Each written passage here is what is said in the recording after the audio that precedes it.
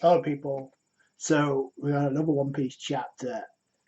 We start off with Kid launching his Punk Gibson on Apu the moment he saw him get attacked. We know how that chapter ended, and like I thought, like I'm sure a lot of you thought, it was not a one shot because Scratchman Apu not only was he up, he was literally talking to Kid. So he tanked the hit. He did get a chip tooth, which I thought was kind of hilarious.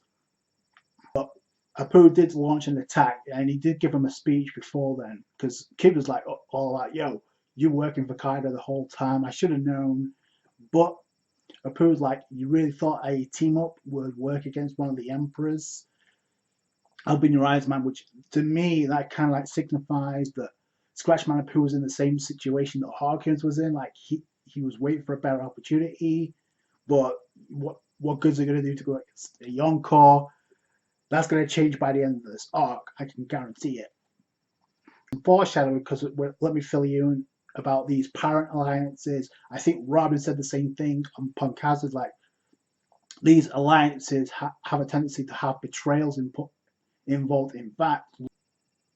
Anyway, Apu launches an attack on Kid, but Kid just like tanks it and then smiles like you're garbage.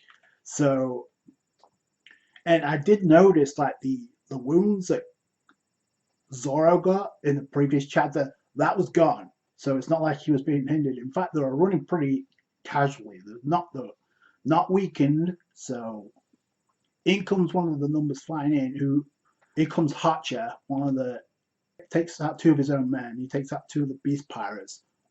Something weird that happens because you see the attack land, an explosion happens. Luffy comes in and then it cuts to Luffy, Zoro, and Kid running away alongside Killer, and they're complaining to one another, blaming each other for this whole mess. You got Luffy's like, "Oh, Kid, I knew you'd make a mess of this," and then Zoro's like, "Luffy, you're one to talk, Luffy," and Kid's like, "Rich coming from you, Zoro," and then you got Kill in the background. So these guys are ridiculous. Like, yeah, it's like the same interaction we would get from Law and the Straw Hats.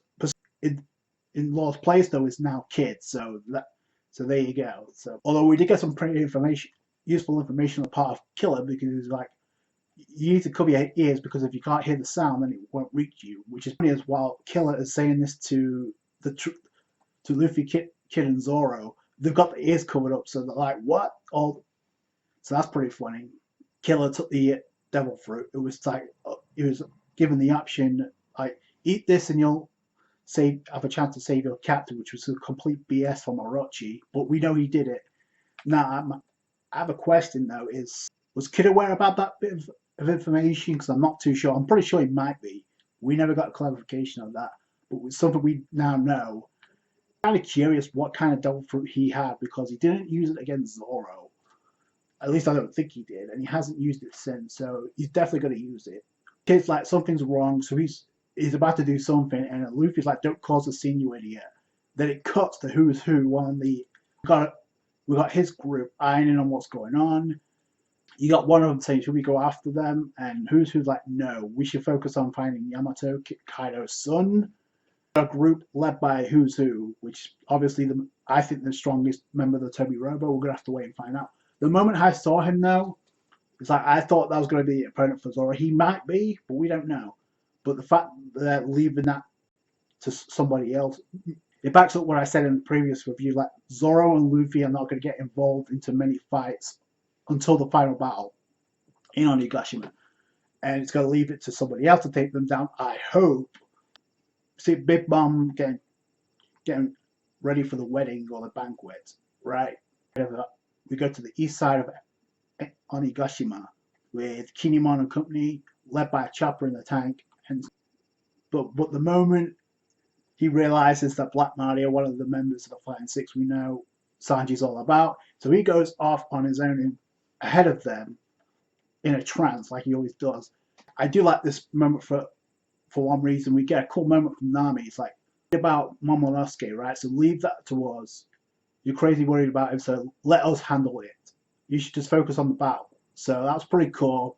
I kind of hope that means that we're going to get some action with Nami in a fight, but that would be pretty cool. The battle that makes sense is with her battle with from the Toby Robo. There's no reason why she can't. She has Zeus, for crying out loud. I guess he went inside. He saw what was inside, and he came back dejected. Typical Sanji. So my question is this: did he see Big Mom naked? Because that's what it implies. Because if you leave the infiltration to you, they go off, and it's like everyone jump into the water because you see like Big Mom's about is like peeking out, see what's going on. It's a weird moment, and all you see is Chopper in the tank, and he just sees Big Mom, and like, so did the rest of Straw Hats that were him see Big Mom as well? That was just weird to me, and curious why Chopper of all the characters is the one that notices Big Mom, because yeah, we know when Big Mom lost the memories, Chopper was there, so there has to be a reason for it. Speaking of Big Mom, we see the Big Mom pirates trying to climb up the waterfall, not successful yet again. But what's interesting is they're aware about the alliance that Big Mom has with Kaido, but they're more interested in taking Luffy's head, or at least killing him. So you see something flying towards them, right, and they automatically think it's King. No, we find out that it's none other than Marco, literally come intercepting them towards the waterfall. Pulls the exact same thing. He's in. So what we theorize and speculate about Marco coming to Wano, he's finally here. He's not solo, but that's pretty epic how he came in. He kicks the ship, Big Mom's ship, with everybody in it, down the waterfall. We don't see them landing into the water, we just see them go down. But it's an epic entrance for Marco, there's no denying that. I don't think this is the end for the Big Mom Pirates because like they have to arrive for the wedding to take place, unless that wedding's not going to happen with Yamato. Talk about disappointment from the Big Mom Pirates. Like, I'm kind of mixed by this. Yeah, I'm kind of mixed by this because yeah, it's awesome, but at the same time, it's like, why would you have the Big Mom Pirates there in the first place? If this is just going to be a gag. Like Marco coming in, yeah, I'm not surprised. What's he going to do in Wano now that he's here? Because he's not alone. We see Nekomamushi, which we knew he had to arrive as well. And we also, it looks like the Izo is also there, which definitely makes sense. Because obviously, he wasn't there for the execution of Kazuki Oden. Now he's here. Plus, he has to have some type of closure with Okiku. So that makes sense. But Marco with that entrance, man, it's like, oh boy. So now you have Marco added to the alliance. What's he going to do? Because he specifically said to Luffy, I am not going to Wano, but I want you to pass on a message. Now he can do that himself, unless he's not coming into Wano. Do you really think this is the end for the Big Mom Pirates? Because at this point, it's like, if it is, I'll talk about disappointment, especially since one of them is a Yonko commander. What's to come next, and what role is Marco going to have, if at all, in this war in Onigashima?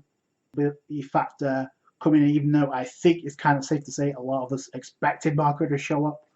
What role he has now depends on Oda. What's going to happen if Big Mom is solo now? If, let's say, for instance, the Big Mom Pirates are out of the picture when it comes to this battle, what's going to happen to Big Mom? Like, is she going to be taken down in this arc? Is she going to betray Kaido? Are they going to betray one another? Because I could definitely see that happening now. I'm curious if one of the other numbers was the one that was eavesdropping in on Jinbei and Robin and their conversation. That could be the case too. Is it possible Kaido's son is one of the numbers? Let me know what you guys think down in the comments below. That's going to do it for today, guys. Thanks so much for watching. Like this review if you did. Subscribe to the channel for more One Piece, and I'll catch you guys later. Thanks, guys. Bye.